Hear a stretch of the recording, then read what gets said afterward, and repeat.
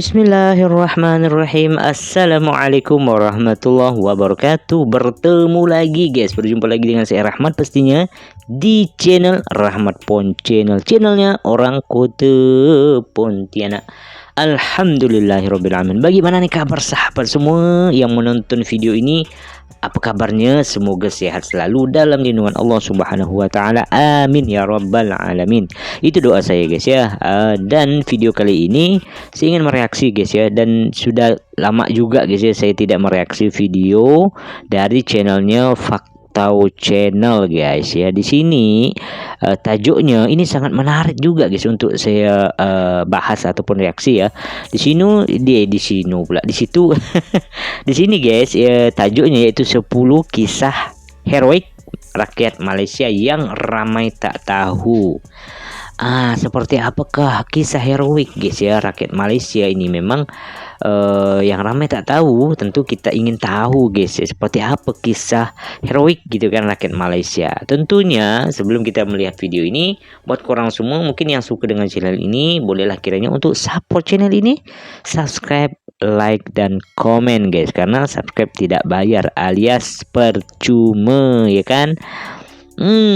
Oke guys, langsung kita lihat videonya. Jom. Yang berikan cadangan untuk video kali ini. Pada mereka yang nanti lain, linknya saya sertakan di deskripsi ya. Duh, kok jadi salah guys. Linknya di deskripsi guys. Faktau minta maaf untuk video kali ini. Faktau agak serius, tapi izinkan Faktau berkongsi sesuatu yang amat penting. Boleh tak kalau Faktau katakan, tanpa mereka ini mungkin kita takkan dapat merasa kemerdekaan yang kita miliki hari ini. Kerana tanpa mengira kaum, bangsa maupun agama, mereka inilah yang telah mengorbankan segala-galanya. Bukan saja masa ataupun harta, bahkan nyawa mereka, semata-mata untuk memastikan generasi kita ini merasakan kemerdekaan guys. Merdeka. Malah terdapat juga kisah perjuangan heroik mereka di dalam video kali ini yang sebelum ini dirahsiakan dari pengetahuan umum. Namun baru-baru ini ia telah dibongkarkan. Jadi disebabkan video kali ini agak panjang, Faktau akan ringkaskan intro tajuk heroik kali ini. Oleh itu, sempena meraihkan Hari Kemerdekaan Malaysia yang ke-67, Selamat Hari Merdeka, sama-sama mengambil bendera dan mengibarkan sambil melaung. Merdeka, merdeka. Rakyat Malaysia yang ramai tak tahu. Sebelum kita mulakan video, marilah bersama-sama kita membacakan Al-Fatihah dan mendoakan kita berdoa ya guys sama-sama yang telah terkorban. 10. The Great Escape. Korang bayangkan kalau korang berada di situasi ini, di mana 60 orang komando berdepan dengan 400 orang komunis yang berlatih dalam hutan yang tebal. Adakah korang sanggup? Pada tahun 1976, pasukan tentera Malaysia pada ketika itu telah ditugaskan untuk menjalani satu operasi yang diberi nama Operasi Gubeh, di mana seramai 60 orang komando diarahkan untuk menggempur kuat komunis di sebuah hutan tebal terletak di sempadan Thailand yang pada ketika itu dikawal rapi oleh hampir 400 anggota komunis. Yang membuatkan operasi ini bertambah sukar adalah hutan tersebut telah pun dipasang sebanyak 3,600 jerangkap sama dan menyukarkan pasukan komando untuk menggempur melalui darat. Setelah berbincang, mereka pun mengambil keputusan untuk melakukan serangan hendap melalui udara. Pada awalnya, misi tersebut berjalan lancar dan membuatkan sebahagian besar anggota komunis melarikan diri. Namun apabila komunis telah menyedari misi rahsia itu, mereka mula menyerang balas sehingga menyebabkan ramai komando yang terkorban dan memaksa mereka untuk keluar dari hutan tersebut melalui helikopter yang terbang berulang-alik mengambil mereka. Tetapi rancangan itu terhenti apabila pihak komunis mengetahui mengenai misi penyelamatan tersebut, menyebabkan seramai 18 orang komando tidak dapat diselamatkan. Korang bayangkanlah 18 orang komando terpaksa berdepan dengan beratus musuh dalam pertempuran yang sengit, dan pada waktu yang sama sambil mengelak jerangkap sama. Sebanyak 18 buah keranda telah disediakan oleh pihak tentera di kem Gubeh. Alangkah terkejutnya mereka apabila tiba-tiba seorang demi seorang tiba di kem itu. Kisah yang sangat menakjubkan ini telah ditulis semula oleh Abdul Latif Talib dalam bukunya bertajuk Pertempuran di Gubeh. Oke guys, sebentar. Mari kita mendoakan para pahlawan ya, yang mana mengorbankan jiwa mereka, ya nyawa mereka, mungkin keluarga mereka guys, demi untuk apa ya namanya, rakyat Malaysia sampai saat ini bisa merdeka, merdeka sampai saat ini. Ini sangat luar biasa pengorbanan dari pahlawan-pahlawan ya. Tentu kita berdoa kepada Allah semoga almarhum semua pejuang ini diterima di sisi Allah dan dianugerahi sebagai mati syahid guys ya. Amin ya rabbal alamin. Black Hawk 9 Down. apa itu? Kalau korang Black nak tahu, Hawk filem Down. Hollywood bertajuk Black Hawk Down sering menggambarkan kisah heroik tentera Amerika Syarikat yang terperangkap di Somalia. Okey. Namun apa Oh, yang ini mungkin ya, tidak banyak misi orang tahu dan apa tidak ya, misi diceritakan dalam penyelamatan filem ya, itu kalau tidak adalah salah, guys, ya. yang bertarung nyawa menyelamatkan tentera Amerika Syarikat pada masa itu sebenarnya merupakan tentera Malaysia. Menurut perkongsian daripada beberapa veteran tentera yang kan, terlibat, tentera Malaysia. khususnya unit Malbat menunjukkan keberanian luar biasa walaupun Malbat. dianggap tidak mempunyai pengalaman berperang di peringkat antarabangsa. Mereka berdiri teguh di barisan hadapan, bertempur selama 7 jam tanpa henti. Usaha mereka berhasil jam. apabila misi Ya penyelamatan Allah. 70 tentera elit Amerika Syarikat yang terperangkap telah berjaya, sekaligus Masya membuktikan Allah. semangat juang dan kehebatan tentera Malaysia di mata dunia. So our plan B after the Allah, first di mata dunia, guys. was to put together an international Okey. task force with Malaysian armored Pasukan personnel antarbangsa carriers and bersama pasukan I kept turning around to this little Pakistan. Malaysian driver. I said, "You drive. You Bandar just drive Malaysia. this thing. Get it the hell out of here." He kept turning back saying, Allah, "No, we keren, stay." keren. And just kept saying, "We have to stay Yang here." tunggu di sini. And I couldn't figure out. I thought everything was, once the vehicles got there, Fikir. take off and leave. But I didn't know that, Walcott was still in the aircraft. We had to when we got in trouble that night, Wow. we had to ask the United Nations to come help out, which they did. And again, I can't thank enough the Malaysians for what they did that night. Pihak The Malaysia. Malaysian armor personnel carriers, I can't compliment these guys Memuji enough for their courage. pasukan They Malaysia. basically Masya kept the Allah. driver and a gunner in those keren, vehicles keren. and then handed the rest of it over to us and said, we'll go wherever you ask us to go. We'll do whatever you ask us to do tonight. We're here to help out. Walau bagaimanapun, selain filem Black Hawk Wah, Down, terdapat versi yang lebih berjasa tepat, guys iaitu ya, filem orang, dokumentari bertajuk Black Hawk Down The Untold Story serta filem Malbat Misi Bakara, termasuk sebuah buku Malbat, bertajuk Malbat. Somalia Belang Harimau Besi. Peristiwa ini bukan sahaja mengangkat nama tentera Malaysia di pentas Wow. dunia, tetapi juga memberi penghormatan kepada keberanian dan semangat juang mereka yang tiada tandingan. Faktor pernah Luar ceritakan biasa. pasal kisah Black Hawk Down sebelum ini dalam video bertajuk 10 Rahsia Gelap tentang Malaysia yang rakyatnya sendiri tak tahu. Menurut Major Jeneral Besara Datuk Okey. Manor Sibaharom, disebabkan ini merupakan filem Hollywood, maka peranan Malaysia tidak diiktiraf, seolah-olah Malaysia tidak terlibat dalam misi itu. 8. Tragedi Padahal Lahad Malaysia Datu. berjasa sekali guys terhadap penyelamatan Amerika ya, tentara Amerika ya. Tragedi di Lahad Datu telah menjadi Okey. satu titik noktah paling gelap di dalam sejarah Malaysia. Oh.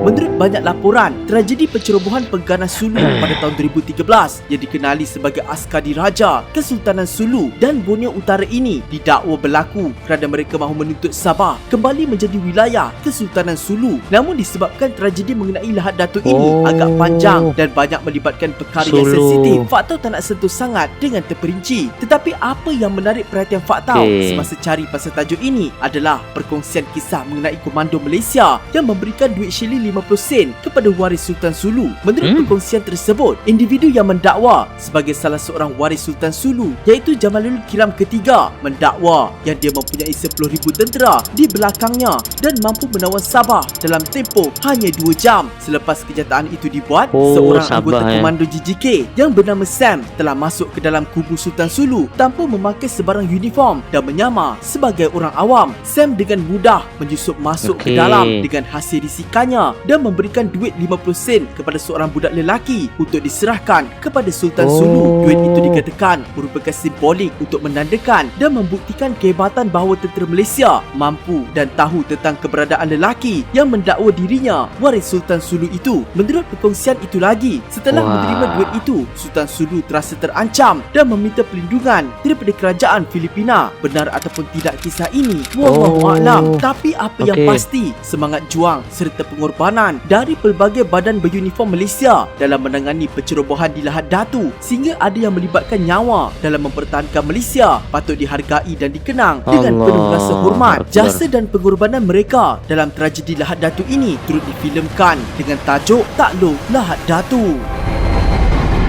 Oh, ada filmnya guys ya. 7. Wah, belum pernah tonton Ekspedisi guys. 1998. Berbeza dengan tajuk-tajuk Okey. lain, senarai kali ini agak berbeza sedikit kerana ia tidak melibatkan peperangan atau pertempuran. Namun, faktor masukan juga sebab kisah ini telah menaikkan nama Malaysia di mata dunia. Pada tahun 1998, tentera Malaysia telah diberikan misi khas untuk membuat penerjunan paling ekstrim dalam sejarah, iaitu ekspedisi terjun bebas Kutub Utara yang disertai oleh 16 penerjun daripada Kutub Komando Utara. Tentera Darat, Komando Polis Diraja Malaysia, Paskal dan Paskau. Malah, punyalah bahayanya ekspedisi ini sehinggakan setiap daripada anggota yang terlibat diminta untuk menulis surat wasiat sebagai persediaan awal. Malam sebelum kami berlepas ke Kutub Utara, saya telah minta ke semua ahli ekspedisi untuk menulis wasiat dan menulis surat terakhir untuk keluarga. Sekiranya ada apa-apa berlaku. Dipendekkan cerita, hasil daripada keberanian, kecekapan dan pengorbanan barisan pertahanan, ekspedisi terjun dari ketinggian 1000 kaki itu bukan sahaja berjaya dengan lancar, Ya Allah, malah 1000 kaki. secara tidak langsung telah membuatkan Malaysia mencipta rekod di Asia sebagai negara beriklim tropika pertama yang menjejakkan kaki ke Kutub Utara. 19 April 1998, Pertama, Malaysia guys. mencatat Wow. sejarah gemilang apabila menjadi negara pertama di Asia menakluki Kutub Utara, kawasan paling sejuk di dunia pada pukul 1.48 pagi. Bukan itu saja, malah mereka juga turut menerjunkan Negara pertama sebuah di kereta Asia. Proton Wira dengan tujuan untuk memperkenalkan kereta ini ke pasaran Eropah. Wih, Masya Penglibatan Allah, Proton Wira. itu, lagi masa itu dia belum lagi dapat pasaran di Eropah. Kita kena buktikan bahawa kereta nasional kita ni bagus untuk pasaran Eropah. Jadi cara untuk Luar membuktikan ini adalah biasa. untuk membawa dia ke satu tempat yang ekstrim. Proton Malah Wira ya. keberanian prajurit Malaysia ini turut dipuji oleh tentera Luar dari Rusia biasa. yang mendakwa mereka pun tak sanggup untuk pergi ke Kutub Utara untuk menjalani misi tersebut walaupun mereka tinggal di kawasan yang bersalji. Masa pihak Rusia dapat tahu yang kami nak pergi masa latihan di Voroshilov, Rusia saja ingat lagi, penduduk tidak Rusia mampu, tu mengakui kata, tidak mampu "Orang guys. Malaysia ni gila," dia kata. Dia orang pun tak sanggup nak pergi walaupun dia orang duduk dalam kawasan yang memang ada salji. Luar Tak biasa. sanggup pergi. 6. Operasi Fajar Wow, 8. keren. Kisah ini fakta ada Fajar sentuh 8. sedikit dalam video sebelum ini bertajuk 10 negara tersembunyi yang dirahsiakan kewujudannya dari dunia. Ladun-ladun ini juga telah banyak kali cuba merampas kapal milik Malaysia. Kami maksudkan situasi cukup genting. Namun di dalam video kali ini, fakta akan ceritakan dengan lebih terperinci apa sebenarnya yang berlaku. Pada tahun 2014, sekitar pukul 11.40 malam, Malaysia telah menerima panggilan kecemasan yang mengejutkan. Laurel, can you confirm how many person Apa on ini? board?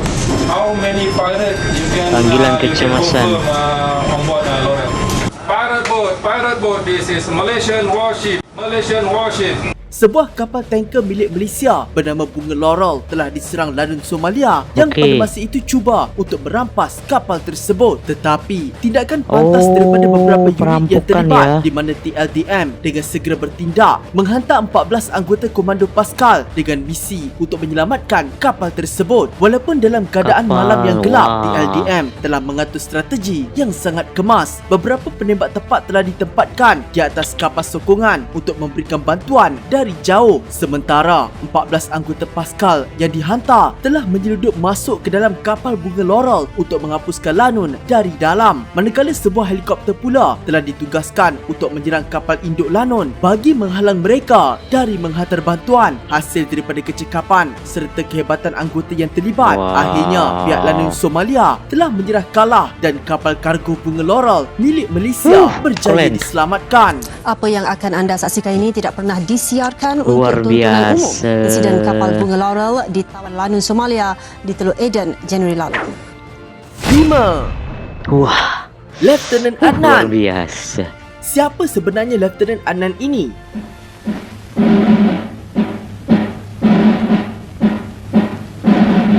apa yang membuatkan namanya begitu dikenang dan dihormati? Semuanya bermula pada tahun 1942 apabila Jepun telah melancarkan serangan besar-besaran ke atas Singapura dalam pertempuran yang dikenali sebagai pertempuran Bukit Candu. Pada ketika itu, Lieutenant Adnan atau nama sebenarnya Adnan Saidi yang pada masa itu merupakan pegawai dalam Regimen Askar Melayu bersama 41 anggotanya telah berjuang habis-habisan mempertaruhkan nyawa berdepan dengan 800 askar Jepun dari memasuki negara Singapura. Walaupun pelantun tentera Lieutenant Adnan terdiri daripada hanya 42 orang, semangat juang mereka memberikan tentangan yang luar biasa kepada 13,000 askar Jepun. Setiap serangan yang dilancarkan oleh pihak Jepun berjaya dipatahkan oleh keberanian dan ketabahan mereka dengan askar-askar Jepun gugur satu demi satu di medan perang. Namun pertempuran yang berlarutan serta kehabisan peluru akibat berdepan dengan lebih 300 kali ganda jumlah tentera Jepun akhirnya mengakibatkan mereka berhadapan dengan kesudahan yang tidak dapat dielakkan. Akhirnya kesemua wira-wira ini terkorban dan Singapura jatuh ke tangan pihak Jepun. Namun kehebatan mereka ini telah dipandang tinggi oleh Jeneral Imperial Jepun ketika itu, iaitu Tomoyuki Yamashita, yang mengatakan jika adanya 10 orang tentera seperti Lieutenant Adnan, maka tanah Melayu tidak akan jatuh ke tangan Jepun.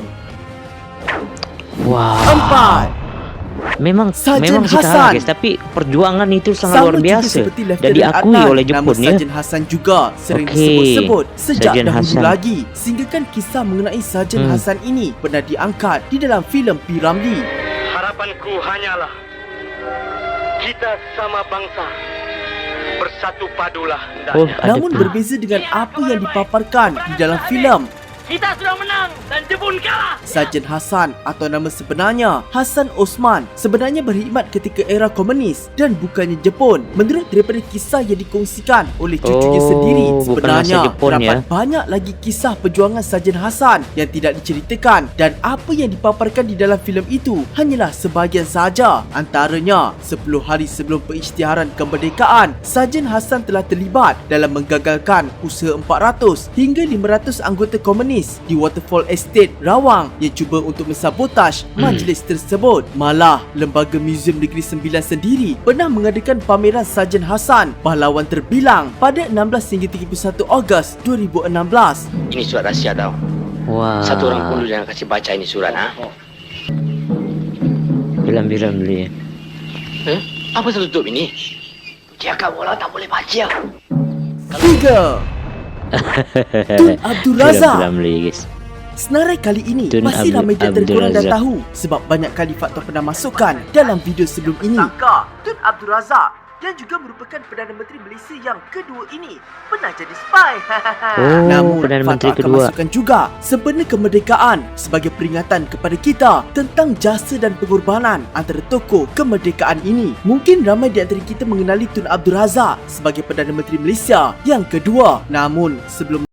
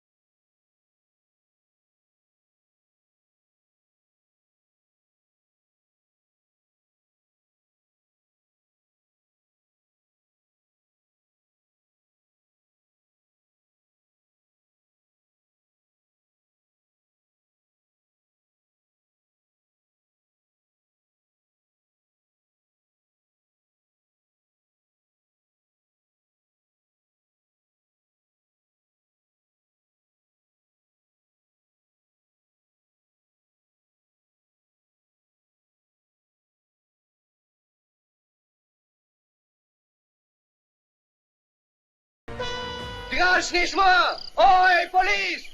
Letakkan senjata. Namun, semangat perjuangan dalam mempertahankan tanah air walaupun hanya berjumlah 25 anggota, pihak polis Bukit Kepong tidak menyerah 25 kalah anggota. dan berjuang habis-habisan menentang 180 orang komunis itu. Biarpun perjuangan mereka teruji lawan apabila ada di antara 180. keluarga mereka yang dijadikan tebusan, namun kesemua anggota polis ini sedikit pun tidak gentar dan tetap dengan pendirian untuk tidak tunduk kepada komunis. Malah ketika dua orang anggota Luar polis biasa. telah gugur, isteri-isteri mereka pula mengangkat senjata, meneruskan perjuangan dan bertempur bersama anggota-anggota lain sehinggalah mereka kehabisan peluru. Walaupun akhirnya berjaya ditawan, semangat heroik anggota polis bersama keluarga mereka mempertahankan Malaysia telah menjadi saksi kepada penubuhan muzium di mana perjuangan dan pengorbanan semangat wira mereka diabadikan tanpa mengira bangsa, jantina dan agama. Sebenarnya Di mana, ada banyak guys? lagi pejuang-pejuang kemerdekaan Museumnya di yang mana fakta ni? tak sentuh dalam video kali ini. Ini kerana kebanyakan daripada mereka fakta pernah ceritakan dalam video bertajuk 10 pahlawan Malaysia yang digeruni negara luar. Fakta ada letakkan link untuk ke video itu di ruangan description. Bangsa dan agama. Okey. Mat Kilau, Datuk Bahaman, Mat Kilau. Tok Janggut, Mat Saleh, Rentang, ini nama-nama Datuk Maharaja Lela, pahlawan Malaysia Tok Gajah, ya. Yang Tok Tuan Gajah. Anta, Dul Said, Abdul Rahman Limbong. Satu, Tunku Okey, Abdul yang pertama Rahman. apa ini? Bila kita Tunku sebut Abdul tentang Rahman. merdeka, pastinya Tunku Abdul Rahman akan muncul di fikiran kita.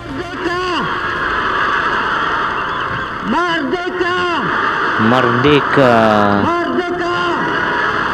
Ini kerana kita semua tahu betapa hebatnya perjalanan beliau dalam memperjuangkan kemerdekaan Malaysia. Namun, di sebalik tabir kejayaan ini, mungkin ramai yang tak tahu terdapat kisah yang sangat menyentuh hati. Seperti kita tahu, antara rancangan terawal Tunku Abdul Rahman dalam menuntut kemerdekaan adalah melalui rombongan Merdeka, di mana beliau ke London untuk mengadakan satu persidangan yang dinamakan sebagai Persidangan Malaya Merdeka di Lancaster House, London. Tapi apa yang ramai tak tahu, pada masa itu Tunku Abdul Rahman tidak mempunyai wang untuk ke sana. Malah menurut perkongsian daripada wartawan Syaril Kadir, Tunku Abdul Rahman pernah terfikir untuk menjual harta peribadinya bagi mendapatkan wang yang diperlukan demi menuntut kemerdekaan negara ini. Namun Tunku tidak pernah berputus asa dan berusaha mencari dana dengan pelbagai cara. Tetapi demi melihat kemerdekaan tanah air tercinta, penduduk di Malaysia pada masa itu dengan penuh semangat menyumbang serta mengorbankan apa sahaja yang mereka ada untuk membantu Tunku. Ada penduduk yang menyumbangkan wang, ada yang menyumbangkan emas, dan paling sayang dikatakan ada wanita yang menyumbangkan kerongsang di bajunya hasil daripada usaha keras rakyat Malaysia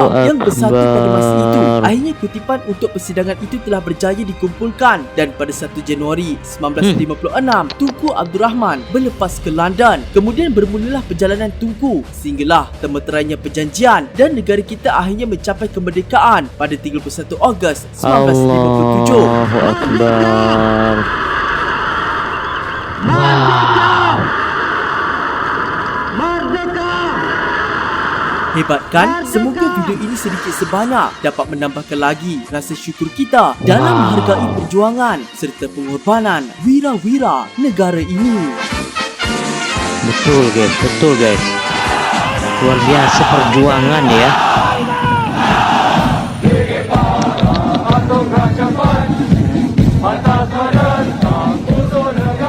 Okeylah, itu sajalah untuk video kali ini. Oke guys ya, wow luar biasa. Itu yang baru saya tahu guys ya, tentang pengorbanan Malaysia bisa mencapai kemerdekaannya guys ya. Mungkin Indonesia sama-sama merdeka, tetapi mungkin dengan cara yang berbeda guys ya. Kalau Indonesia itu dengan cara angkat senjata perang begitu ya, untuk mengusir penjajah, itu cara Indonesia guys ya.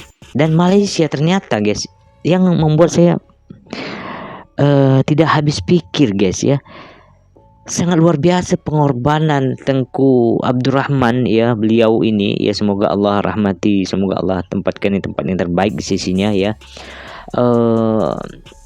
untuk memperjuangkan dan berdiskusi untuk memperjuangkan supaya Malaysia ini bisa merdeka, malahan sampai tidak punya uang guys ya, sehingga mengorbankan uang pribadinya dan masih kurang.